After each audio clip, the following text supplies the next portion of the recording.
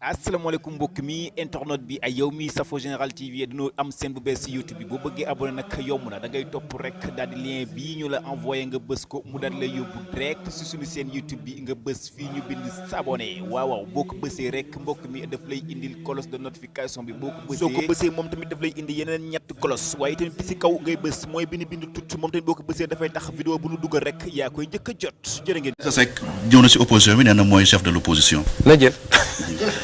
chef de l'opposition monsieur Idrissa Seck c'est tout. alors pour ñu jeexal kañ ngay dellu Dakar. balaa ngay egg foofu dama bëgg a am lu ma leeral tuuti ci Idrissa Seck nee naa du ma wax lu bëri ci nit ñi waaye depuis quelque temps dafa nekk ci média yi di wax ma jàpp ni am na loo xam ne kilifa moomu ko kilifa moomul bis mu ne nga ne dem wax na ak moom lii la ñu lekk lii la ñu jullee lii la ñu tari dem naa seeti di dina am fu muy toll koo seeti mu tëjal la buntam man ma leeral lenn ci Sénégal parce que dafa bëri ñu ma ci interpellé Idrissa Seck dafa annoncé woon ne day wax su ma juumul le 27 mars ma toog sama benn xarit ñoo màggandoo ñoo defandoo lépp woo ma balaa moom am na keneen ku ma njëkk a woo ñu ne ma Idrissa Seck de moo ñu woo nee na dafa bëgg a gisee ak yow jaar na fu nekk nag mais mënul fexe ba gisee ak yow ma leen bàyyi leen noonu waaw man pareegu ma pour gisee ak moom te xam naa li mu annoncé ni day wax le 27 la bëgg a ut matière mu fa yóbbu te bëgg ma mu yóbbu fa sama tur kon bàyyi leen noonu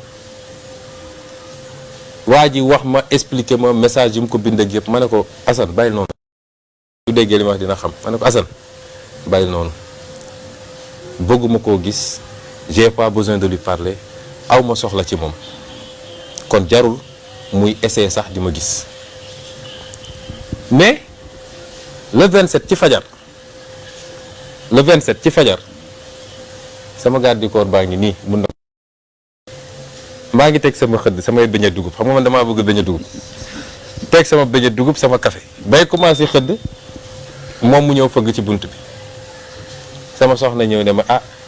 kii de nee na Idrissa Seck ngi ci suuf ma ne ko lan Idrissa Seck mu ne ma ne ko lu mu fi def heure bi mais heure bi ñëpp a ngi seen kër di xëdd ak seen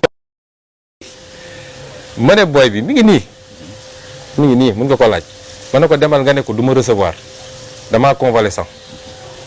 demal mu dem tourné di dem mais bu ma duggaatee sama biir néeg li ma tooñ mooy sama xolu jullit ak sama xolu yërmande ma toog ma xalaat ma ne mag mu toll nii bàyyi yitteem yëpp ñëw fii ne damay seet Ousmane Sonko xam naa li ko yëkkati war na koo ñor trop su ma ko bàyyee mu dem ni dina ñaaw ma dogalee xale bi mi ngi woon ci escalier ma woo ko mu ñëw ma ne ko anamu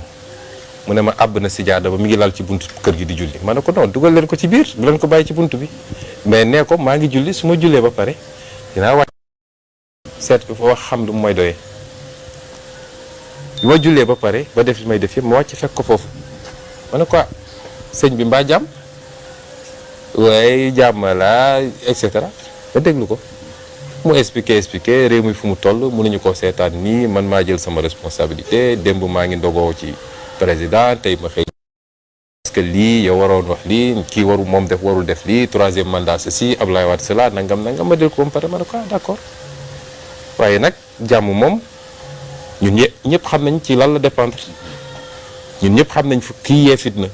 ñun ñëpp xam nañ kiy dóore kiy tëjee ak kiy def li muy def boo delloo ci moom waxtaanal ak moom bu bàyyi yooyu muy def jàmm yi ca des nag waaye bu la invité 4 avril na nga ñëw parce que néeg ni ma ne ko déet man dama bokk ci coalition buñ ci tollee dinañu wax suñu biir waaye man dama xaw a tawat nekk convalescence waaye su ma doon def 4 avril sax Ziguinchor bi nga xam ne maay maire ba daaw ma demoon fa 4 avril fa laay dellu bokkoo ci 4 avril bi noonu mu jóg ma gunge muy dem sax maa ngi koy tooñ ne ko mbaa jot ngaa xëdd mu ne ma fii laa koy